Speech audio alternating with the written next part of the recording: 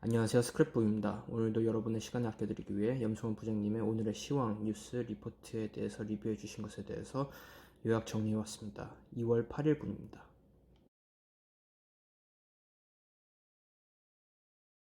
이 트렌드에서 스크랩해온 내용입니다. 현대차에서 오늘 발표했습니다. 공식적으로 애플과 협의하고 있지 않다. 증시에는 악영향을 끼쳤습니다.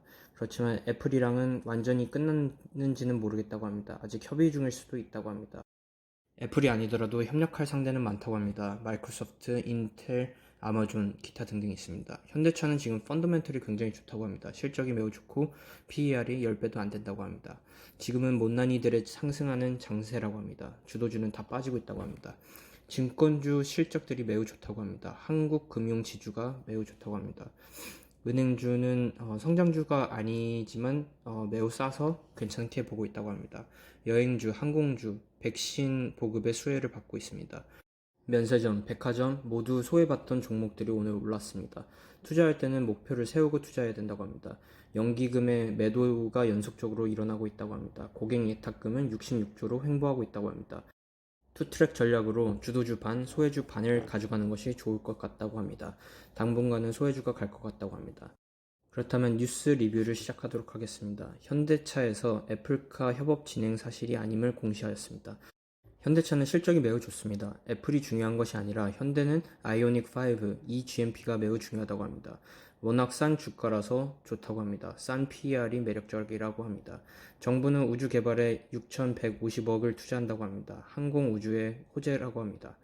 개그맨 장동민이 단기 매매로 시대 6배 수익을 낸 기사를 소개시켜 주셨는데 이것은 매우 단기 매매의 수법이고 차트와 호가를 볼 줄 알아야 가능한 거라고 합니다. 단기 매매는 목표 주가를 가지고 매매하는 방법이라고 합니다.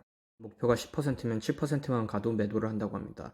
단기 매매는 어렵기 때문에 추천하지 않는다고 합니다. 주린이들은 절대 하지 말아야 된다고 합니다. 단기는 손절을 또 잘해야 된다고 합니다. 권유를 절대 하고 싶지 않다고 합니다. 여러 수급 주체들의 혼조세가 보이고 있다고 합니다. 외국인들은 작년 30조를 매도하였고 개인들은 계속해서 사는데 요즘 예탁금이 정체되고 있다고 합니다. 연기금의 매도세가 계속해서 이어나가고 있는데 4월까지는 이어나갈 것 같다고 합니다. 5월, 6월에는 22년도 자산 배분 목표 비중을 공개하기 때문에 4월까지는 계속해서 매도세가 나올 것 같다고 합니다. 키포인트는 외국인이 들어오느냐 안 들어오느냐에 달렸다고 합니다. 또 염승환 부장님은 주식 투자에 있어서 수익을 가져가는 습관으로 다양한 기업들에 대한 분석을 꾸준히 해야 된다고 합니다. 지금처럼 리포트를 계속해서 읽어나가는 것이 중요하다고 합니다. 또한 매매의 원칙을 세우는 것이 중요하고 무리한 투자는 하지 말아야 된다고 합니다. B2 같은 건 절대 추천하지 않는다고 합니다. 좋은 투자 기업의 투자 기간을 늘려나가는 노력을 해야 되고 분산 투자는 꼭 해야 된다고 합니다. 주식은 방어를 잘하는 사람들이 승리한다고 합니다. 한국단자, 네오판 같은 기업들이 오늘 호실적을 발표하였습니다.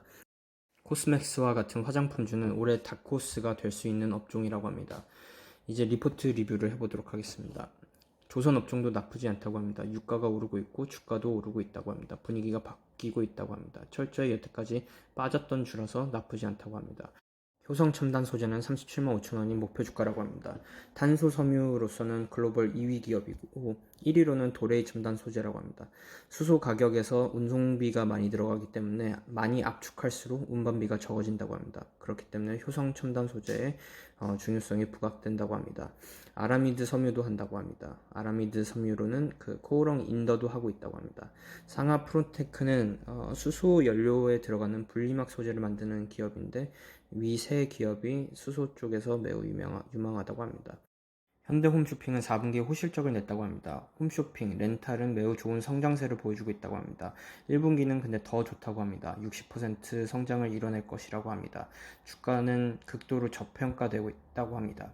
한섬이라고 의류회사가 있는데 영업이익이 8% 증가했다고 합니다.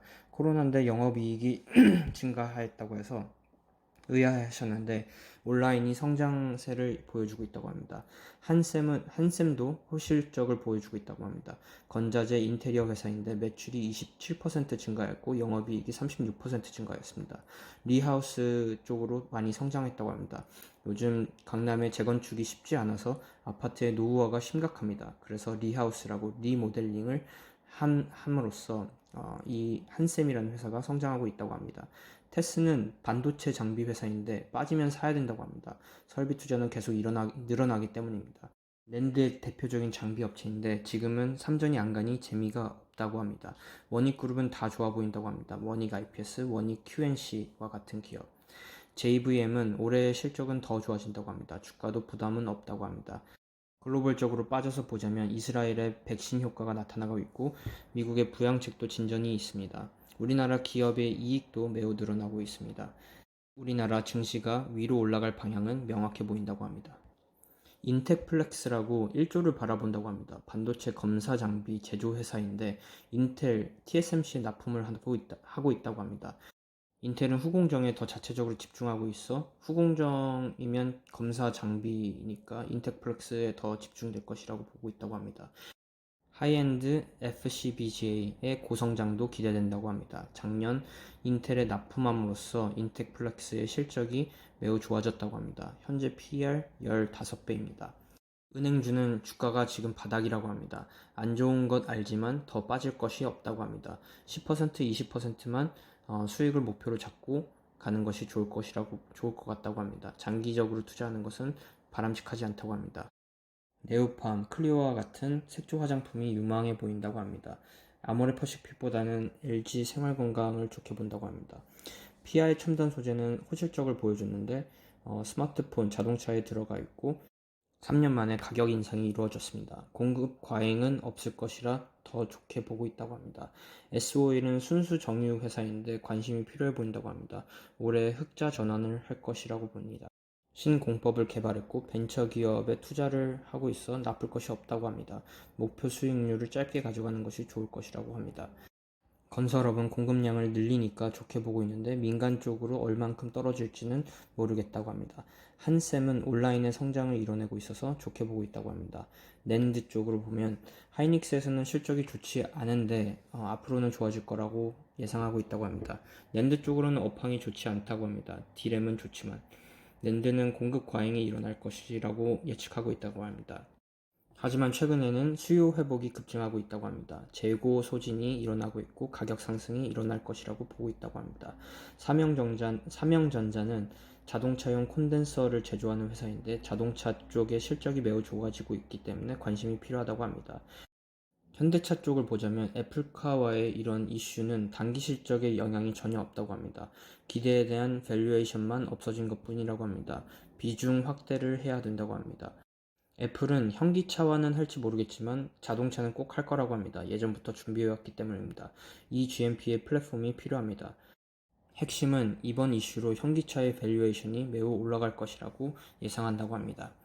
더 자세한 설명은 아래 링크를 따라가 주시기 바랍니다. 오늘도 감사드립니다.